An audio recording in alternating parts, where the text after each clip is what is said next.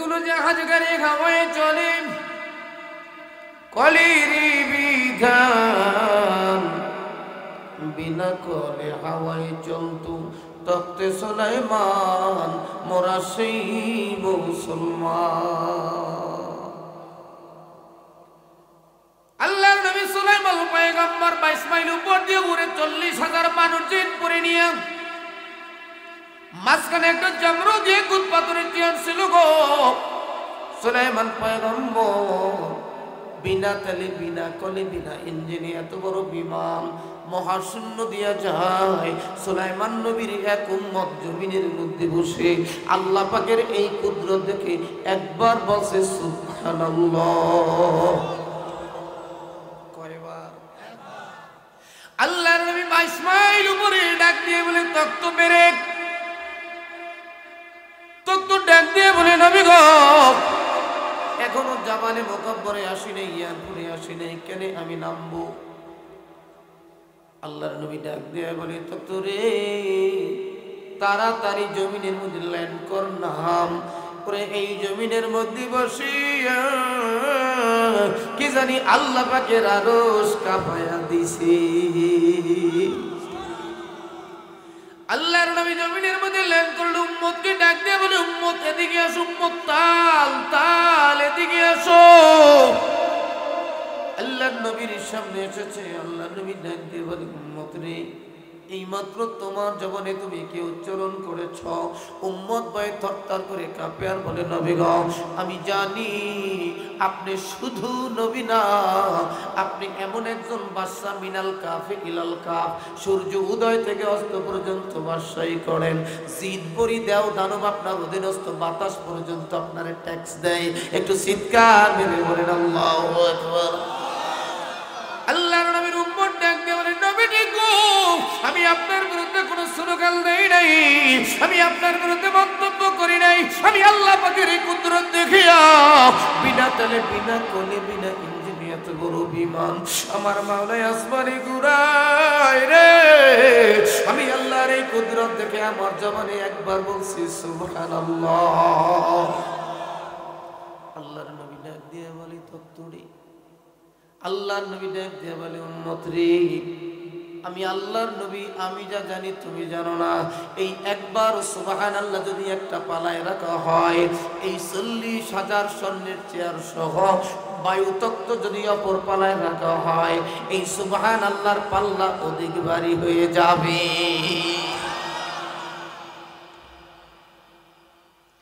এই জন্য বলি ভাইজান যেই জায়গায় সুবহানাল্লাহ, যেই জায়গায় আলহামদুলিল্লাহ, যেই জায়গায় ইনশাআল্লাহ বলতে হবে, ওই জায়গায় এই কথাগুলো আমরা বলবো রে বাজান। যেই জায়গায় মাশাআল্লাহ বলতে হবে, ওই জায়গায় এই কথাগুলো বলবো। বন্ধু রে শুরুতে আল্লাহ পাকের কালামুল্লাহ শরীফ থেকে আয়াতে কারিমা তেলাওয়াত করেছি, এই আয়াতের উপরে আলোচনা হবে ইনশাআল্লাহ। টাকা ধার নিছি আগামী মাসে দেব ইনশাআল্লাহ, এইটা বলছে মুখে, অন্তরে কয় জীবনেও ফেরত দিব না। টাকা ধার দিয়ে দেখেন, হ্যাঁ সালিশি করা লাগে। টাকা ধার নেওয়ার সময় মুরগি পোলাও চলে, উশাল করার সময় থানা পুলিশ লাগে।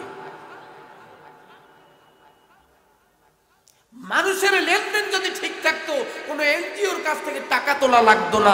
এই দেশের হাজারো মানুষ টাকা কোথায় রাখবে? ব্যাংকে রাখছে আমানতের জন্য। টাকা কোথায় রাখবে, কি করবে, কাকে দিবে? কারণ টাকা তো ফেরত পাওয়া যায় না, ঠিক না? যাই হোক বন্ধুরা আমার, আল্লাহ পাক রব্বুল আলামিন কালামুল্লাহ শরীফের মধ্যে ইরশাদ করেন আল্লাযীনা আমানু আশাদ্দু হুব্বান লিল্লাহ, যারা ঈমানদার তারা সবচাইতে আমার আল্লাহকে ভালোবাসে। একটু চিৎকার মেরে বলেন সুবহানাল্লাহ। আমি বলি বাজান, জীবনের দাম বেশি না ঈমানের দাম? সবাই বলেন ঈমানের দাম বেশি। বন্ধুরে টাকার দাম বেশি না ঈমানের দাম? ছেলে মেয়ের দাম বেশি না ঈমানের দাম? বিবির দাম বেশি না ঈমানের দাম? ঈমান এমন আওলাদ বাজান গো, জীবন হারাইলি ও বাজান, এই জীবন আবার শুরু হবে পরকালে, কিন্তু ঈমান হারাইলে জাহান্নাম ছাড়া কোনো ফয়সালা হবে না। ওরে মুসলমান, ঈমান কত দামি, ঈমানওয়ালা কাকে বলে, ঈমানের পাওয়ার কত একটু শুনে যান রে বাজান। এই বাজান হযরত উসমান গনি রাদিয়াল্লাহু তাআলা আনহু ছিল আমিরুল মুমিনিন। হযরত উসমান রাদিয়াল্লাহু তাআলা আনহু মদিনার প্রেসিডেন্ট, উপযোগী ওই সময় একজন বাদশা ছিল আফ্রিকা মহাদেশে। ওই বাদশার নাম ছিল জারজিস। বাদশা ছিল জালিম বাদশা, আমাদের গত পালানো প্রধানমন্ত্রীর মতো জালেম। এমন জালিম ছিল, মানুষের উপর অত্যাচার করত, জুলুম নির্যাতন চালাইতো, নির্যাতনের স্টিম রোলার চালাইতো রে বাজান। বন্ধু, এই জারজিস বাচ্চা এত বড় অত্যাচারী হয়ে গেছে। হযরতে ওসমান জিন নুরাইন রাদিয়াল্লাহু তাআলা আনহু চিঠি লিখলেন, জারজিস তুমি কালেমা পড়ে মুসলমান হও, মানুষের উপর অত্যাচার বন্ধ করো, জুলুম নির্যাতন বন্ধ করো, মানুষের প্রতি সহানুভূতি দেখাও। হে জালিম, তাড়াতাড়ি, আমি উসমান তোমাকে চিঠি লিখেছি, তুমি যদি আত্মসমর্পণ না করো, কালেমা পড়ে মুসলমান না হও, তোমার বিরুদ্ধে আমি জিহাদ করতে বাধ্য হব। হযরত উসমানের চিঠি বেঈমান জাতির সৈন্য তৈরি করল, 1,20,000 সৈন্য। এই খবর পাইয়া মুসলমানদের খলিফা হযরত ওসমান রাদিয়াল্লাহু তাআলা আনহু নিজেও সৈন্য প্রস্তুত করলেন। মাত্র 30,000 সৈন্য। বেঈমান কাফের ছিল 1,20,000 আর মুসলমান ছিল মাত্র 30,000। ওরা বেশি ছিল 90,000। কত হাজার? বেশি থাকতে পারো, ঈমানের পাওয়ারের সামনে সব তছনছ হয়ে যাও, ঠিক না? হযরত খালিদ বিন ওলীদকে হযরত ওমর রাদিয়াল্লাহু তাআলা আনহু জিজ্ঞাসা করে, খালিদ, লক্ষ লক্ষ কাফেরের মধ্যে তুমি ঘোড়া নিয়ে বীর বিক্রমে ছোটো, তোমার কি জীবনের মায়া নাই? তোমার কি কোনো ভয় নাই? হযরতে খালিদ বিন ওলীদ ডাক দিয়ে বলে, আমিরুল মুমিনিন, আমি খালিদের জীবনে একটা মাত্র ভয় আছে, আর একটা ভালোবাসা আছে, মায়া আছে। আমি খালিদের অন্তরে একটা ভয়, সেটা হলো আল্লাহর ভয়, আর একটা ভালোবাসা, আমার ছেলের মায়া নাই, মেয়ের মায়া নাই। আমার নবী বলেছে, ওয়াল্লাযী নাফসি বিয়াদিহি লা ইউমিনু আহাদুকুম হাত্তা আকুনা হাব্বা ইলাইহি মিন ওয়ালিদিহি ওয়া ওয়ালাদিহি ওয়ান নাসি আজমাইন। আমার নবী বলে, কোশ্চেনকাল মুমিন হতে পারবে না যতক্ষণ পর্যন্ত ছেলে মেয়ে, ধন সম্পদ, বিবি বাল বাচ্চা, এমনকি নিজের জীবনের চাইতে আমি নবীরে বেশি ভালোবাসবে না। ওরে আমিরুল মুমিনিন, আমি খালেদ আমার জীবনের চাইতে আমার নবীকে ভালোবাসি। এই যে আল্লাহ পাকের ভয়, বিশ্ব নবীর মহব্বত আমার অন্তরে থাকার কারণে এই পৃথিবীর কোন যোদ্ধা, কোন কাফের, কোন বেঈমান খালিদের তরবারির সামনে টিকতে পারে না। হযরতে খালিদ যুদ্ধের ময়দানে যাইয়া 2 লাইন কবিতা পাঠ করতে, বেঈমান কাফেররা যুদ্ধের ময়দান ছেড়ে পালায়া যাইত। এই বাইরে হযরত ওসমান রাদিয়াল্লাহু তাআলা আনহু 30,000 সৈন্য হযরত আব্দুল্লাহ ইবনে সাদ রাদিয়াল্লাহু তাআলা আনহুকে সেনাপতি বানাইয়া আফ্রিকার উদ্দেশ্যে পাঠায়া দিলেন। বাজারের আমার মুসলমানরা রওনা দিল।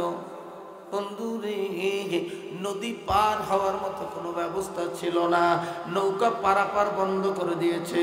বন্ধুরে, আব্দুল্লাহ ইবনে সাদ রাদিয়াল্লাহু তাআলা আনহু ডাক দিলেন, আল্লাহর এই কালেমা আমার নবীজির মার খাওয়া দাঁত ভাঙ্গা ইসলাম নদীর ওই পারে পৌঁছাতে হবে, সাগরের ওই পারে পৌঁছাতে হবে। তোমরা নদী পারাবার জন্য কোনো ভয় নাই, নদী সাঁতরায় আমরা পার হয়ে যাব। মুজাহিদরা সাগরের মধ্যে ঝাঁপ দিয়েছে, সব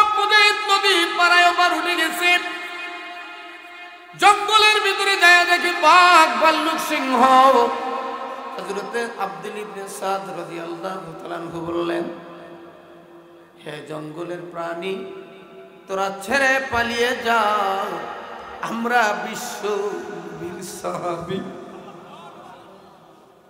এই ঘোষণা দেওয়ার সঙ্গে সঙ্গে বাঘ তার বাচ্চাকে মুখে নিয়ে পালিয়ে গেল, সিংহ তার বাচ্চাকে নিয়ে পালিয়ে গেল। মুসলমানদের জন্য, মুজাহিদদের জন্য জায়গা খালি করে দিল। যুদ্ধ শুরু হয়ে গেল, মুসলমান এবং কাফেরের মধ্যে যুদ্ধ।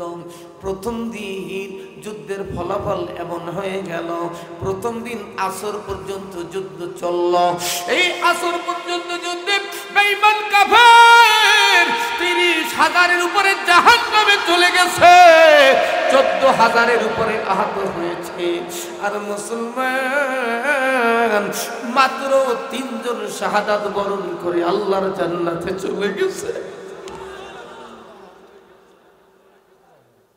অল্প কয়েকজন সাহাবী আহত হয়েছে।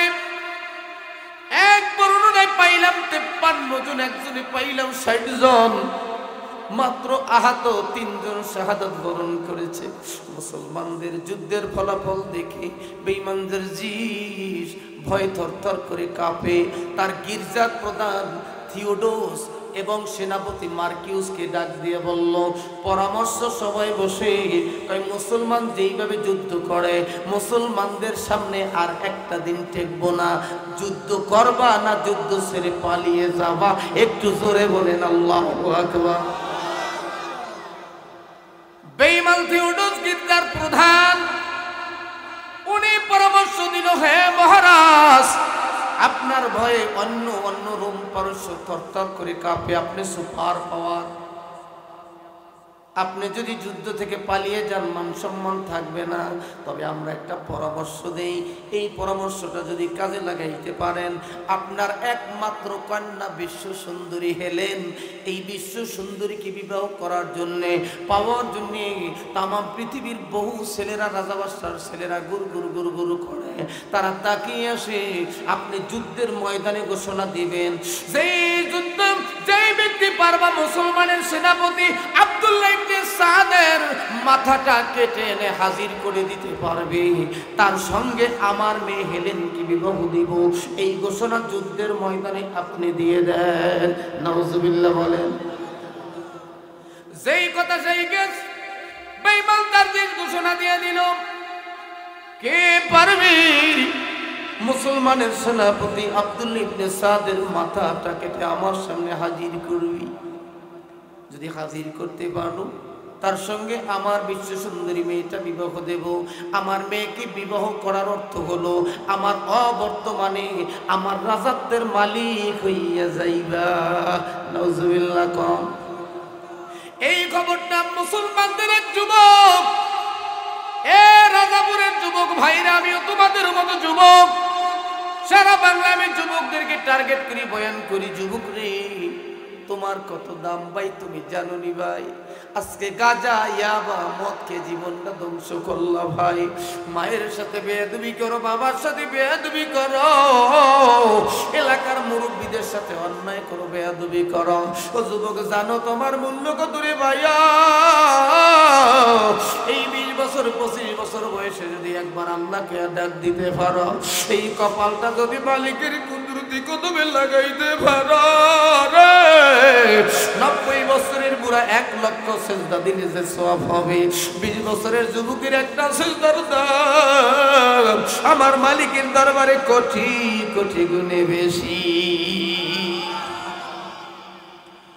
মুসলমানদের শরীরের মধ্যে এক যুবক হযরত আব্দুল্লাহ ইবনে জুবাইর রাদিয়াল্লাহু তাআলা আনহু এই ঘোষণা যখন শুনলেন, উনি এক দৌড়ে মুসলমানের সেনাপতি আব্দুল্লাহ ইবনে সাদের কাছে আসলেন, ডাক দিয়ে বলে, সেনাপতি রে, বেঈমান জার্জিস ঘোষণা দিছে যে এই ব্যক্তি পারবে আপনার মাথাটা কেটে নিয়ে হাজির করতে, তার সঙ্গে বেঈমান জার্জিসের মেয়েটা বিবাহ দিবে। কাফেরের আক্রমণ যেই পথে, বাতিলের আক্রমণ যেই পথে, হকের মোকাবেলা সেই পথে হবে। ঠিক না? আব্দুল্লাহ ইবনে জুবাইর রাদিয়াল্লাহু তাআলা আনহু ঘোষণা দিলেন, হে সেনাপতি, আপনিও পাল্টা ঘোষণা দিয়ে দেন মুসলমান সৈন্যদের ভিতরে কে পারবি বেঈমান জারজিসের মাথাটা কেটে এনে দিতে? যদি পারো গো, জারজিসের মেয়েটা তো আমরা গনিমত হিসাবে পেয়ে যাব, ওই মেয়েটা তার সঙ্গে বিবাহ দেব বিশ্ব সুন্দরীকে। শুধু তাই নয়, 1,00,000 দিরহাম বা দিনার উপহার দেব। আল্লাহু আকবার বলেন। আব্দুল্লাহ ইবনে সাদ রাদিয়াল্লাহু তাআলা আনহু যুদ্ধের ময়দানে যখন ঘোষণা দিয়ে দিলেন, কে পারবি বেঈমান জারজিসের মাথাটা কেটে এনে দে, তার সঙ্গে আমি জারজিসের মেয়েটা বিবাহ দিব, এই ঘোষণা দিয়ে যুদ্ধের ময়দানে তুমুল লড়াই শুরু হয়ে গেল। ও যুবক সোনামণি, ঈমান কাকে বলে একটু শোনো, শোনো সোনামণিরা রে, আমার যুবক ভাইরা, ঈমানদার কাকে বলে? তুমুল বেগে যুদ্ধ শুরু হয়ে গেল। আব্দুল্লাহ ইবনে জুবাইর রাদিয়াল্লাহু তাআলা আনহু খোলা তরবারি নিয়ে এক দৌড়ে সমস্ত কাফের গুলারে দুই দিকে কচু গাছের মতো কেটে বেঈমান জারজিসের গোড়ার সামনে হাজির হয়ে গেছে। যুবক দাঁড়ায় বলে, বেঈমান রে, বহুত জুলুম অত্যাচার নির্যাতন করছো, বেঈমান আজকে আমার হাত থেকে তোমার রেহাই নাই। জারজিস ডাক দিয়ে বলে, বালক রে, আমার বড় মায়া হয় তোমার জন্যে। তুমি জারজিসের নাম কি শোনো না? যার নাম শুনে মুলকে পারস্য পর্যন্ত কাঁপে, রোম পর্যন্ত কাঁপে। আমি সেই বাদশা জারজিস। জীবনটাকে ঘুরাইতে চাও আমার সামনে এসে বালক। আব্দুল্লাহ ইবনে জুবাইর ডাক দিয়ে বলে, চাপা মারিস না, চাপা মারিস না, এইবার বাহুতে কার কত জোর পরীক্ষা হয়ে যাবে। মুসলমান আগে আঘাত করে না, মুসলমানের উপরে আঘাত আসলে মুসলমান প্রতিবাদ করে। আল্লাহু আকবার। ভারত আমাদের দিকে চোখ রাঙায়। আমাদের শায়েখ নায়েবে আমির বলেছে, আমরা পায়ে পাড়া দিয়ে যুদ্ধ করতে চাই না। যদি যুদ্ধ করতে বাধ্য করো, মনে করবা ভারত বাংলাদেশের মানুষ কত বড় শক্তিশালী ঈমানদার, তোদের শিক্ষা দিয়ে দেব।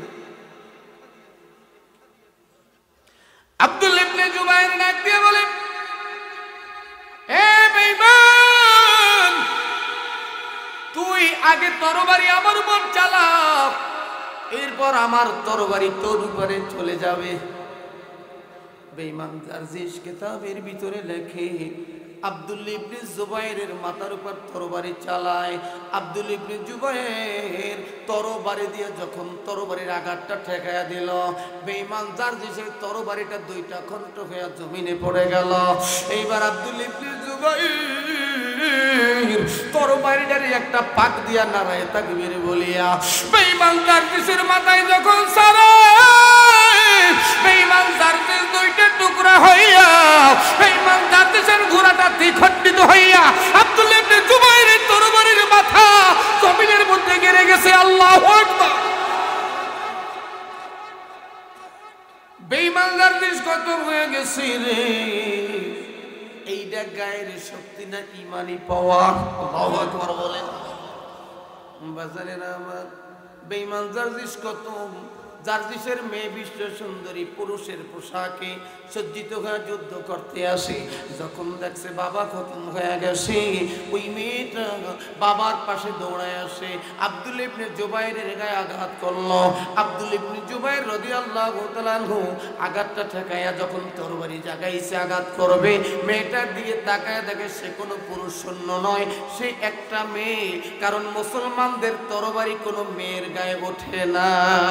আব্দুল্লাহ ইবনে জুবাইর ডাক দিয়ে বলে, হে বোন, তুমি জানো না মুসলমান কোন নারীর উপরে আঘাত করে না, শিশুর উপর আঘাত করে না, নিরস্ত্র মানুষের উপর আঘাত করে না। তুমি একটা মেয়ে, তোমারে আমি ক্ষমা করে দিলাম, চলে যাও। যুদ্ধে মুসলমানদের বিজয় হয়ে গেল, তমাম দুনিয়ার ভিতরে ছড়ায় গেল। মুসলমানদের বিজয় পতাকা উড়াইয়া দিল। বেঈমান কাফের যে কয়জন বেঁচে ছিল সব যুদ্ধের ময়দান থেকে পালায়া গেল। এই বাদশার সুন্দরী মেয়েটা মুসলমানদের হাতে বন্দী হয়ে গেল। আব্দুল্লাহ ইবনে সাদ রাদিয়াল্লাহু তাআলা আনহু ডাক দিয়ে বলে, ওই বীর পুরুষ, আয় আয় আয়, আমি যে ঘোষণা দিয়েছিলাম, ওয়াদা করেছিলাম, প্রতিশ্রুতি দিয়েছিলাম যে পারবি বেঈমান দারজিশকে হত্যা করতে, তার সঙ্গে এই মেয়েটা বিবাহ দিব, সঙ্গে 1 লক্ষ দিরহাম বা দিনার উপহার দেব। আসু এই পুরস্কার নেয়ার জন্য আসা। হযরত আব্দুল ইবনে সাদ রাদিয়াল্লাহু তাআলা আনহু হাজারো চেষ্টা করে ব্যর্থ হয়ে গেল, পুরস্কার দিতে পারে না। কারণ আব্দুল ইবনে জুবাইর নিজেকে লুকাইছে, পুরস্কার আনতে যায় না। আল্লাযীনা আমানু আশাদ্দু হুব্বাল লিল্লাহ, যারা ঈমানদার তারা কারে ভালোবাসে? জীবনের দাম বেশি না ঈমানের দাম? টাকার দাম বেশি না ঈমানের দাম? জমির দাম বেশি না ঈমানের দাম? হে রাজাপুরের মুসলমান, হযরত আব্দুল ইবনে সাদ চিঠি লিখছে, আমিরুল মুমিনিন রে, আমি এই প্রতিশ্রুতি দিয়েছিলাম কিন্তু পুরস্কার দিতে পারি না। কেউ পুরস্কার নেয়ার জন্য আসে না, কি করব? হযরত ওসমান রাদিয়াল্লাহু তাআলা আনহু বললেন, সৈন্যদেরকে মদিনার বুকে পাঠিয়ে দাও। সৈন্য 2টা ভাগ করে অর্ধেক সৈন্য মদিনায় চলে গেল। ওই মেয়েটা সব হযরত ওসমান রাদিয়াল্লাহু তাআলা আনহু মুসলমানদের আমির মসজিদে নববীর সামনে বালুর উপরে মাটির মধ্যে বসা, সাহাবীরা চতুর্দিকে বসা রে। সাহাবীরা হযরত ওসমান রাদিয়াল্লাহু তাআলা আনহুর কাছে চলে আসলো, মেয়েটাকে হযরত ওসমানের কাছে পেশ করলো। হযরত ওসমান প্রথমে জিজ্ঞাসা, মা, আল্লাহু আকবার, ও মা, তোমার তো আসতে কোনো কষ্ট হয় নাই, মুসলমান সৈন্যরা কোনো খারাপ আচরণ করে নাই? কয় না। ও মা, তুমি জানো তোমার বাবার বিরুদ্ধে আমি যুদ্ধ করতে চাই নাই, তোমার বাবাই আমাদেরকে যুদ্ধ করতে বাধ্য করেছে। ও মা, আমার সেনাপতি ঘোষণা দিয়েছিল যে তোমার বাবারে হত্যা করবে, তার সঙ্গে তোমারে বিবাহ দেওয়া হবে, তুমি কি বলো? মেয়েটাই বলে, আমিরুল মুমিনিন, আমি আপনার কথায় প্রস্তুত আছি, রাজি আছি। এইবার মেয়েটাই ডাক দিয়ে বলে, আমিরুল মুমিনিন, সেই যুবক আমার বাবারে হত্যা করছে আমি নিজের চোখে দেখেছি। ওই যুবককে আমি দেখলে এখনই চিনতে পারবো, সে আমার মনের মনি কোটায়, তার চেহারাটা এখনো ভাসতেছে। হযরত ওসমান বলে, মাগো, এই যে সাহাবীরা বসা মধ্যে একটু দাঁড়ায় দেখো, সৈন্যদের মধ্যে ওই যুবককে তুমি দেখো কিনা। ওই যুবতী মেয়েটা দাঁড়ায়া সব সৈন্যদের দিকে তাকায়, না না, ওই যুবককে এখনো দেখতেছে না।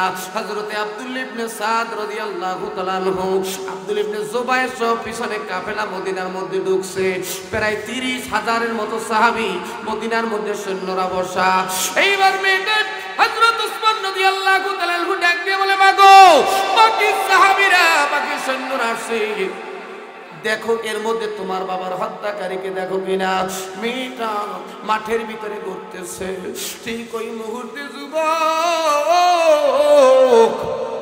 আব্দুল ইবনে জুবাইর রাদিয়াল্লাহু তাআলা আনহু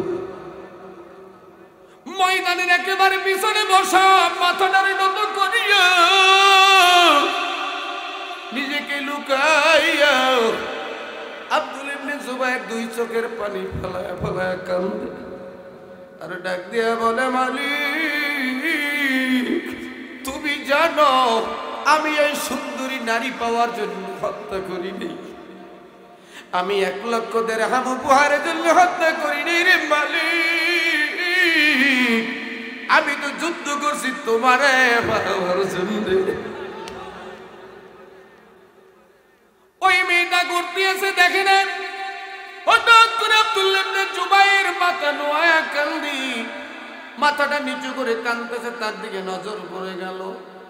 মেয়েটাই দৌড় দিয়ে যায়, আব্দুল ইবনে জুবাইরকে দেখে চিৎকার মেরে বলতেছি, আমিরুল মুমিনিন, এই তো আমার বাবার হত্যাকারী।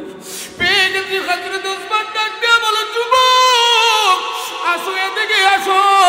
কেন গো, এত বড় পুরস্কার থেকে নিজেকে তুমি লুকায় রাখতে আসো? এই পৃথিবী বহু রাজা বাদশার ছেলেরা মেয়েটারে পাওয়ার জন্য বহু চেষ্টা করেছে, এত সুন্দরী মেয়ে পাওয়ার পরে তুমি কেন দূরে সরে আসো? আব্দুল ইবনে জুবাইর কান্না করতে করতে আমিরুল মুমিনিনের সামনে হাজির, ডাক দিয়ে বলে, আমিরুল মুমিনিন, আমি তো মেয়েটা পাওয়ার জন্য যুদ্ধ করি নাই, আমি এই টাকা অর্থ পাওয়ার জন্য যুদ্ধ করি নাই, ওরে আমি যুদ্ধ করছি আমার মাওলার জন্য। আমি যা কিছু করবো আমার মাওলার জন্য। দুনিয়ার এই সুন্দরী নারী একদিন শেষ হয়ে যাবে, রূপ যৌবন একদিন শেষ হইয়া যাইবে, অর্থ একদিন দুনিয়ার ভিতরে শেষ হইয়া যাইবে। আর এই জিন্দেগির শুরু হবে আর কোনোদিন শেষ হবে না। ওই কিয়ামতের জন্য কঠিন মুসিবতের দিন কি দিয়ে মাওলার দরবারে দাঁড়াবো? ওই হাসরের চিন্তায়, কিয়ামতের ভয়ে আমি দুনিয়ার সম্পদের কথা ভুলে গেছি। দুনিয়ার সম্পদ দিয়ে আমি কি করব? ওই মেয়েটাই ডাক দিয়ে বলে, আমিরুল মুমিনিন, এই আব্দুল্লাহ ইবনে জুবাইর নিজেকে লুকায় রাখছে। অন্য কোন মানুষ তো সাহাবীরাও দাবি করতে পারতো যে আমিরুল মুমিনিন আমি হত্যা করছি। বড় আশ্চর্যের ব্যাপার, একটা মুসলমানও দাবি করলো না। অথচ স্বাধীনতা যুদ্ধে যেইগুলাই ডাকাতি করছে ওইগুলাই এখন মুক্তি যোদ্ধা ভাতা খায়। স্বাধীনতা যুদ্ধে ডাকাতি করছে ওইগুলা মুক্তিযোদ্ধা বারোয়ানি বলে, অরিজিনাল মুক্তিযোদ্ধারা ভাত পায় না। এই জন্য এই মুক্তিযোদ্ধা দিয়েই সরকারের প্রতি কথা বলে। ভয় লাগে, বুলেট আসবে যখন আসবে কেউ ঠেকাইতে পারবে না, কেউ না, সব ফয়সালা ওখানে, ঠিক না? 41 বছর পর্যন্ত, 41 সাল পর্যন্ত দেশে গ্যারান্টি, এর আগেই ফুলই কথা কয় না। ভাত পাক করছে, কপালে জড়ে নাই, খাইতে পারে নাই। এ খেলা কার? আল্লাহ কায় আমি হেলহুম রুয়াইদা, আমি একটু ঢিল দেই কত বাড়তে পারো। ইন্না বাদশা রব্বিকালা সাদি, আমার ধরা বড় কঠিন ধরা। ফেরাউনের ধরছি, নমরুদের ধরছি, হামানের ধরছি, সাদ্দাতের ধরছি, কারুনের ধরছি, ধরে নাই, ধরে নাই। শুধু ধরে নাই, পৃথিবীতে একটা হিন্দুর পোলায়ও বাচ্চার নাম ফেরাউন আবু জাহেল রাখে না। কথা কম, এমন অভিশপ্ত ফেরাউন, আবু জাহেল, আবু লাহাব, উতবা, সাইবা, উতাইবা, নমরুদ, পৃথিবীতে অমুসলিমের বাচ্চারাও নাম রাখে না। ওরাও জানে এগুলো অভিশপ্ত। বাজান, বিলাল হাবশি গোলামজাদা গোলাম, বংশের দিক দিয়ে নিচে, চেহারার দিক দিয়ে নিচে, তুতলা মানুষ, এমন ভাবে আল্লাহ কবুল করেছে। বাংলার জমিনে নয়, পৃথিবীতে লক্ষ লক্ষ মানুষ মহব্বতে নাম রাখে, সন্তানের নাম রাখে বেলাল। আমি মদিনায় গেছি, বেলাল রাদিয়াল্লাহু তাআলা আনহু মসজিদে নামাজও পড়েছি। আল্লাহর শুকর, তার নামে একটা মসজিদ আছে, বেলাল রাদিয়াল্লাহু তাআলার নামে মসজিদ। বাংলাদেশে বহু মসজিদ আছে, মাদ্রাসা আছে, বেলাল রাদিয়াল্লাহু তাআলা আনহুর নামে। এটা কবুলিয়াতের ব্যাপার, ঠিক না? ওই সুন্দরী যুবতী ডাক দিয়ে বলে, আমিরুল মুমিনিন, এই যুবক না হয় নিজেকে লুকিয়ে রেখেছে। অন্য মুসলমান, অন্য সৈন্যরা তো দাবি করতে পারত যে আমি হত্যা করেছি। না না, মুসলমান কেউ দাবি করে নাই। এটার নাম হলো ইসলাম, এটা হলো বিশ্বনবীর আদর্শ, সাহাবায়ে কেরাম আজমাইনের মধ্যে আছে। আমি এই সুন্দর ধর্ম দেখে আমি বড় আশ্চর্য হয়ে গেলাম। মুসলমান এত সুন্দর ধর্মের, এত ধর্ম তো সুন্দর ধর্ম, মুসলমানের ধর্ম এতদিন বুঝি নাই। আমি আর কুফরি কালতে থাকতে চাই না। পড়ায়া দেন লা ইলাহা ইল্লাল্লাহু মুহাম্মাদুর রাসূলুল্লাহ। বাজান নেই, অল্প টাইমের মধ্যে ছেড়ে দিব বাজান। ও মুসলমান, পর্দার আড়ালের মেয়েরা শোনো, এক যুবকের ইমানদীপ্ত কাহিনী শুনলাম। তোমাদের মতো বহু মেয়েরা, তারাও ইমানদার আছে, করে আমার আল্লাহর জন্য জীবন দিতে জানে, কিন্তু ইমান ছাড়তে জানে না। আছে না নাই? জোরে বলেন, একটু মহব্বতে জিকির করেন, লা ইলাহা ইল্লাল্লাহ, লা ইলাহা ইল্লাল্লাহ, লা ইলাহা ইল্লাল্লাহ মুহাম্মাদুর রাসূলুল্লাহ।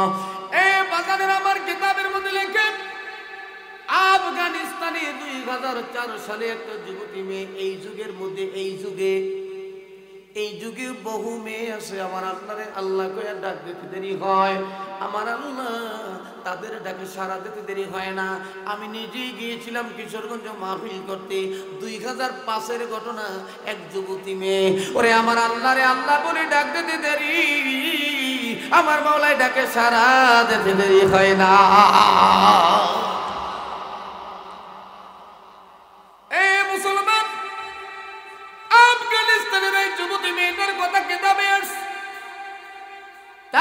বাবা ছিল কমিউনিস্ট, মেয়েটা 14 বছরের যুবতী, মাত্র 14 বছর বয়স, আফগানিস্তানে বাড়ি।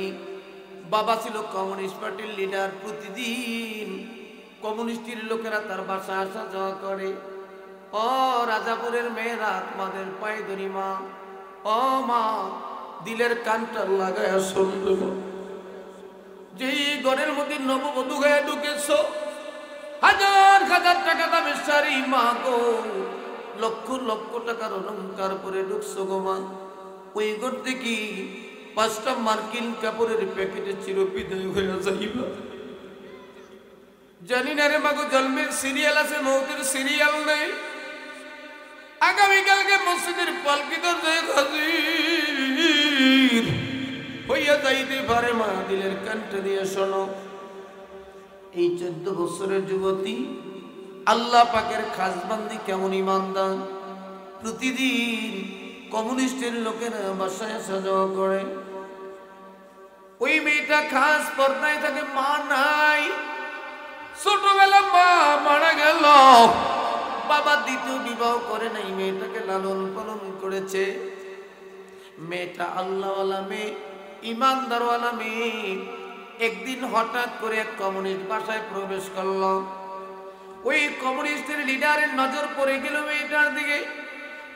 সতর্কতা অবস্থায় মেয়েটার দিকে যখন নজর পড়ে যায়, মেয়েটার বাবাকে ডাক দিয়ে বলল, তোমার বাসায় যে সুন্দরী যুবতী মেয়েটা আছে কার? মেয়ের বাবা বলে, বস, এই মেয়েটা আমার মেয়ে। ওই কমিউনিস্টের লিডার ডাক দিয়ে বলে, আমাদের মেয়েরা আফগানিস্তান নাইট ক্লাবে আসে, মদ পান করে তারা নাচ গান করে, তোমার বিবি দুনিয়ায় বেঁচে নাই, তোমার মেয়ে আছে, আমরা তো কোনোদিন তোমার মেয়েকে দেখলাম না, তোমার মেয়েটা আমার কাছে নিয়ে আসো, না হয় তোমারে আমরা আমাদের সদস্য রাখবো না, তোমারে আমরা আমাদের সদস্য থেকে বঞ্চিত করব, প্রত্যাখ্যান করব, তোমাকে আমরা আমাদের থেকে বাদ দিয়ে দেব। বাবা গিয়ে মেয়েটার কাছে বলে, মা গো, আয় আমার বসের সামনে একটু দেখা দে, বস বেজার হয়ে গেছে, রাগ হয়ে গেছে, আয় আয় আয়। মেয়েটাই জবাব দে, বাবা, আমি যদি তোমার বসকে দেখা দেই, তোমার বস খুশি হবে, আব্বু গো, আমার আল্লাহ বেজার হইয়া যাইবে।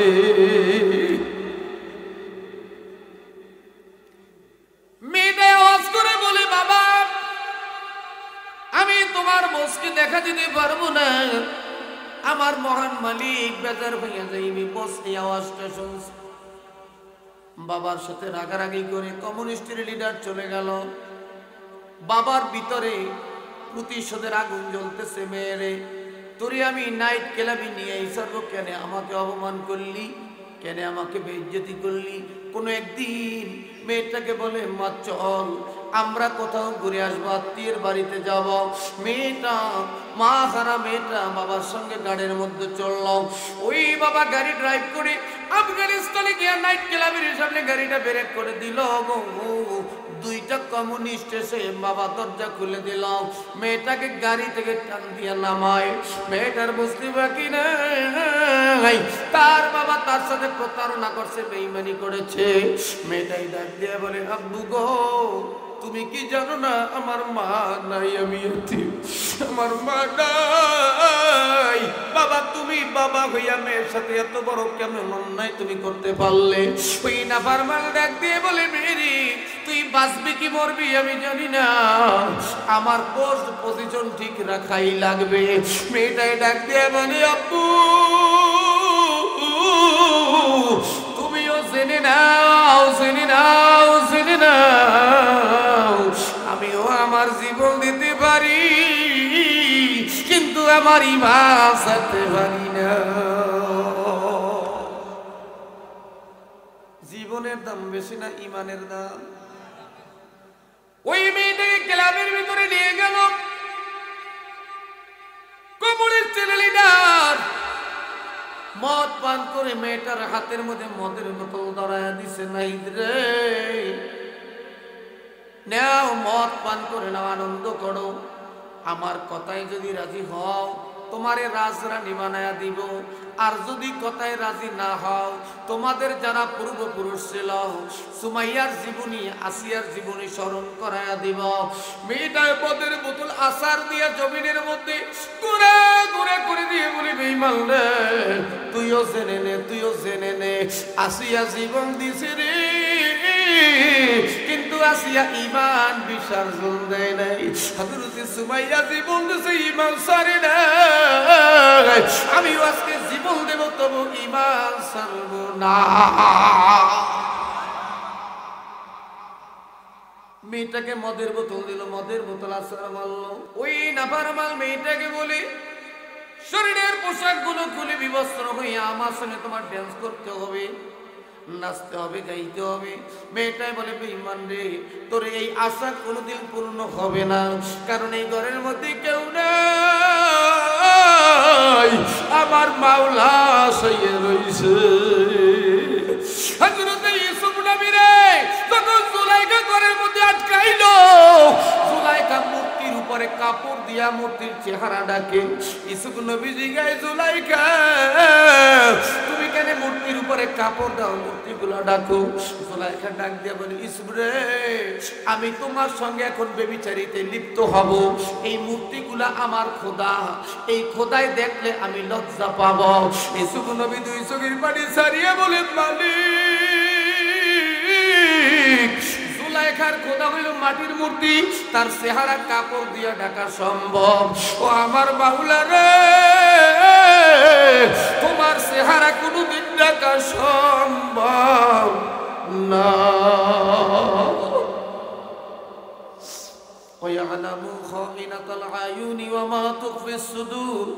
আমার মাওলাই শুধু দেখে না, দিলে কি কল্পনা করি তাও আমার আল্লাহ জানে। জানে কি জানে না, জোরে বলেন।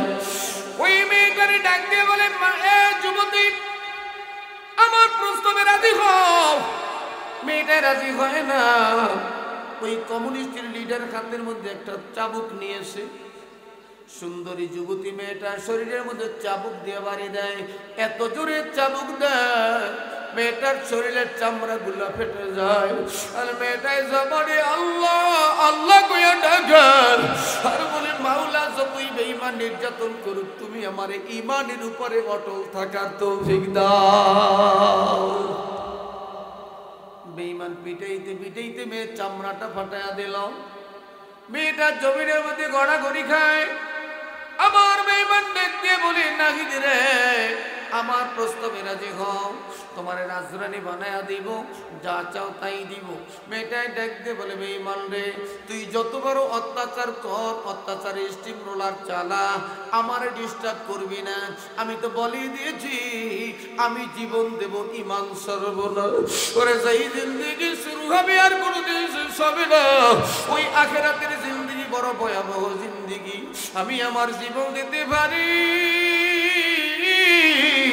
ও বেঈমান, ঈমান ছাড়বো না, আমি আল্লাহর জিকির করি, আমারে বিরক্ত করবি না, যত বড় নির্যাতন চালা। বাজানেরা আমার, ওই নাফরমান আরো দুইটা কমিউনিস্ট ভিতরে ঢুকাইলাম। ভিতরে ঢুকাইয়া তিনটা কমিউনিস্ট মেয়েটার হাতের মধ্যে বান্ধে, পায়ের মধ্যে বান্ধে। ওই মেয়েটার শরীরের মধ্যে আঘাতের পরে আঘাত, আঘাতের পরে আঘাত, আঘাতের পরে আঘাত। মেয়েটার শরীরের মধ্যে কইরা আর আমার মাওলা পাকের জিকির করতেছে। পিটাইতে পিটাইতে মেয়েটারে ডাক দিয়ে বলে, যুবতী, এখনো সময় আছে, রাজি হও। মেয়েটাই বলে, ডিস্টার্ব করবি না, আমি আল্লাহ পাকের জিকিরে মশগুল আছি। ওই নাফরমান তিনটা সিগারেটের আগুন জ্বালায়া মেয়েটার চামড়া গুলো ছিদ্র করা শুরু করিয়ে দিছে। সিগারেটের আগুনে একটা টান দেয়, মেয়েটার চামড়ার মধ্যে চেপে ধরো। এই জীবনীটা যখন আমি এই রাত্রে কিতাবের মধ্যে পড়েছি, হ্যাঁ বাজানেরা, ওই রাত্রে আমি ঘুমাইতে পারি নাই। এই যুগে এমন মেয়ে আছে আমার মাওলার পাগল, এত অত্যাচার করার পরেও ঈমান ছাড়ে নাই, কেমন অটল ছিল। মেয়েটার চামড়া গুলো ছিদ্র করে দেয়, আর ছিদ্র দিয়া রক্ত বের হয়। কিতাবের ভিতরে লেখে 1 ইঞ্চি জায়গাও খালি ছিল না, যেই জায়গায় সিগারেটের আগুন দিয়ে ছিদ্র করে নাই। ওই দিন নাফরমান আবার ডাক দিয়ে বলে, এ যুবতী, আমাদের প্রস্তাবে রাজি হও, তোর প্লাস্টিক সার্জারি করায়া দিব, তুই যা চাও তাই দিব, এখনো সময় আছে, রাজি হ। ওই মেয়েটাই ডাক দিয়া বলি, বেঈমান রে, যত বড় নির্যাতন চালা, তুমি আমার মাওলারে বলবো না, আমার মাওলারে বলতে পারবো না। ওই দিন নাফরমান মেয়েটার উপরে এমন অত্যাচার শুরু করে দিল, জীবিত মেয়েটা হাতে পায়ের রগগুলো কেটে দিয়া যেইভাবে বকরির চামড়া গুলা খুলি, মেয়েটার চামড়া এইভাবে খোলা শুরু হয়ে গেছে।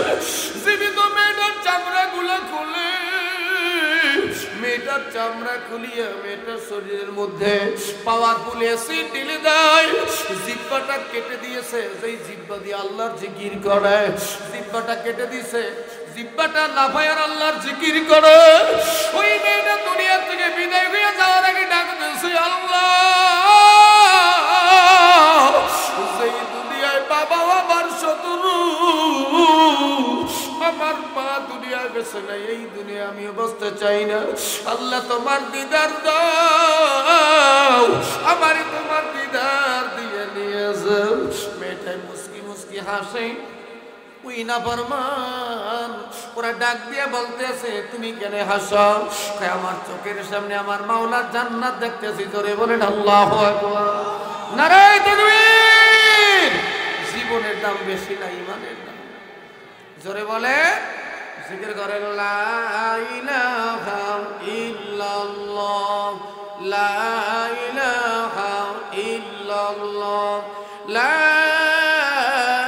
ইলাহা ইল্লাল্লাহু মুহাম্মাদুর রাসূলুল্লাহ।